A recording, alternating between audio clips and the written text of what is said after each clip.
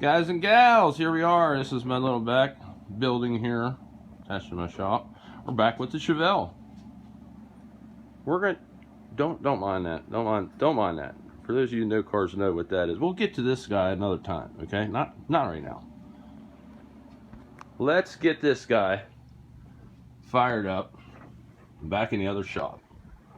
Let's see if we can get this going here. Come with me.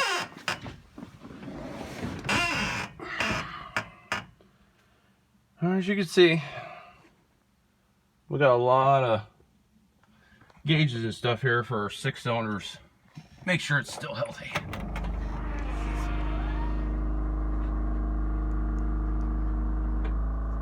Alright, let's see what happens. Cold start, y'all.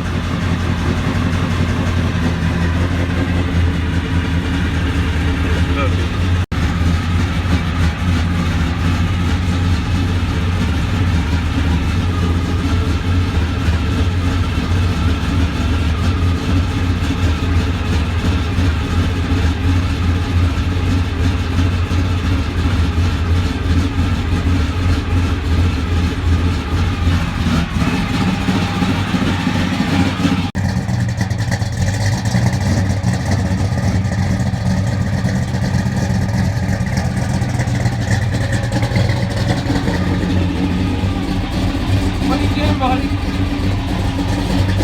always excited to ride.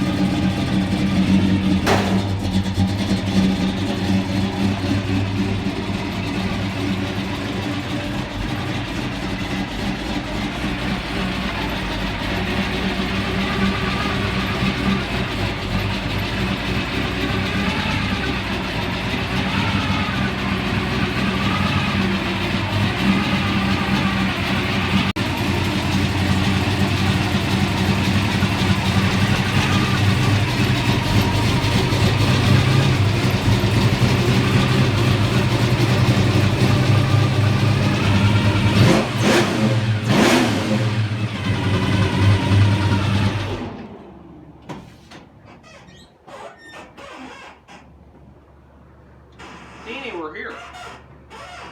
Come on. There we go, guys and gals. We got her back in the main shop. Let's get her warmed up so we can get going on today's project. Here we are back on the 65 Chevelle. Today we're going to finish this guy up. The other day we stopped, we were at the second stage of polishing, which got the whole car looking pretty good. But as we go along here, I don't know if it'll pick it up on this, but see a couple little areas where it's got a haze to it, okay? And that, I'm going to show you how we're going to get rid of that today. Alright, so let's walk over here, I'll show you what we got. So, we're back with our friend, rotary buffer, okay? And I don't know for you how you guys store yours, but this is, look, I can't afford to buy new stuff all the time. So I got to maximize the longevity of what I got. So this is what we do. We come up, just put our stuff in a Ziploc bag. But what I found, don't seal these guys because, you know, moisture, sealed container, heat, you know, all that stuff, science stuff goes on there. So this is what we're going to use today. Swirl remover 2.0, okay? It's not 1.0, it's 2.0. This has, let's see if this will focus. Light grit. 3. We're at a 3. Now, you can put this stuff on by hand. We're not going to do that. We're going to use the buffer. Alright, so let me get set up here and get going, and we'll show you what we get. Here we are, guys and gals. We're going to get this going. So what we got here, like I said, mirror glaze, swirl remover 2.0. We're going to put it on 2x2 areas, whatever you're comfortable with. I got pretty long arms, so I tend to go a little further. But the whole point is you want to put this stuff on till it's almost dry, okay? You don't want to let it completely dry because then you're going to have a whole nother, your elbow grease is going to be getting used up real quick. And this, what this is going to do, it's going to take all that hologram away, it's going to take the haze away, and hopefully give us a deep, brilliant shine, because that's really what we're after. There we go. Let's get this going. I don't know how you guys do it. I always throw a cord on the shoulder, keep it off the car, keep my body off the fenders. You don't want to, we're trying to make this pretty, you don't want to tear it up. So we're going to spread it around and get that.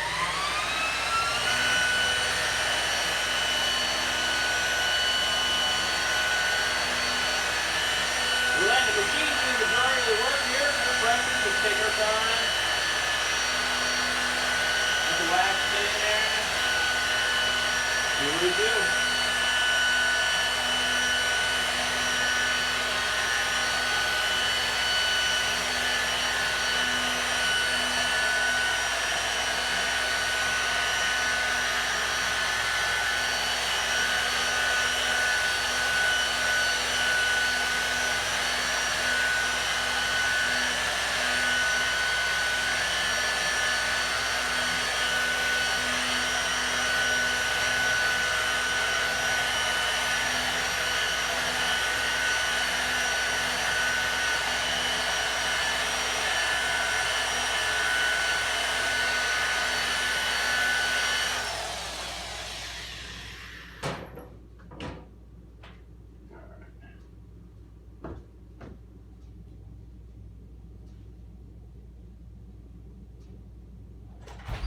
Oh yeah. Alright, let me get you over here so you can see what we got going on.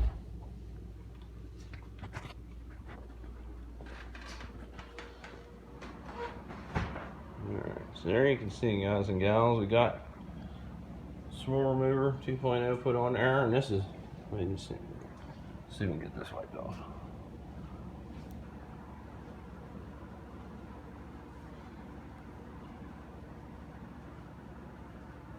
Look at that.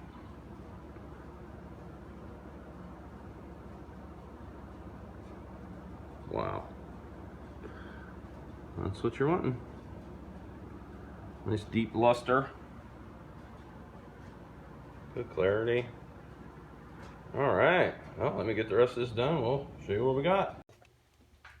Alright, guys and girls, here we are back at the 65. Now, we've got the whole hood done up with the swirl remover, and like I told you, this stuff you want to let it almost dry, but not completely, because you'll be working at it. So let's get this wiped off here, and we're going to move on to the roof. We'll get you turned back on, let you see this one, we get a better deal. All right, guys and gals, here we are. Let's get this wiped down good.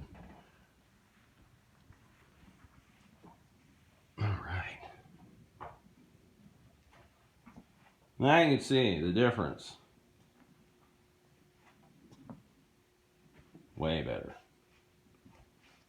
The shine in this is, you know, camera doesn't do it any justice. Oh, okay, my helper left. But there you go. And then you're just going to finish this up with a little hand glaze. and you're done. All right. Cut you back on when we get the whole car done. We'll save you the boring stuff.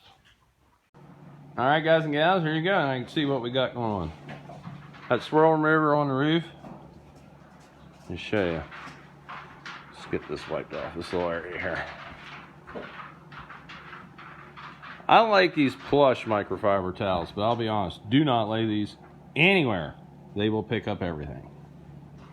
And last thing you want is to have dirt in your microfiber that you're wiping your paint off with when you're trying to get it clear, looking nice, pretty, show car stuff, you know.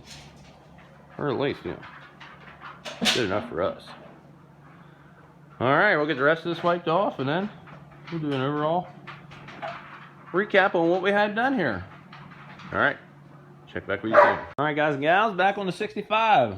We're going to do an overall recap on this guy. Got the hood repainted, re-cleared, wet sanded, polished. Got the rest of the car cleaned up, polished. Look at the reflection of that.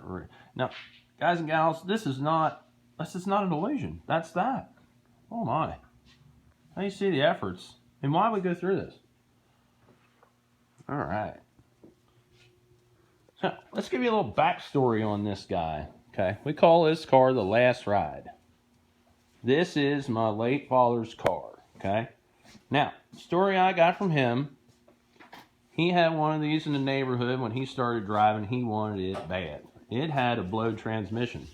His mom said, you know, like most of our moms would, no, you can do better. Okay, so years and years and years go by. Lots of cars Dad owned over the years. Never owned a 65. We come across this at a local, let's just call it a swap meet. Okay, pretty big one. We got the opportunity to bring this car home. Now, I'm talking years it took us. You know, we're just common folk. We got normal jobs like everyone else. We do this as a hobby for fun. We brought this car home, gathering parts over the years and all that good stuff, and finally got it together. So, let's give you an inside tour here. And I'll lost our ball again. So, what this is, big block Chevrolet, 700 R4 reverse manual valve body, a 3000 stall, and guys, I'm going to tell you this. You're not going to believe me, but I'm just going to tell you, it's a 10 bolt. Like I said, we're budget type people. We don't have it like that to just, you know, sort of 9-inch and everything. It's a small tire car. We got the 255 6015 Mickey Thompsons on the back. Okay, I had 2 75s on this car, but I found they're just a little big on the offset of the wheel when I had 4 bodies in it. You know, I had a little scrapey issue. Let's give you a little shot of the interior here.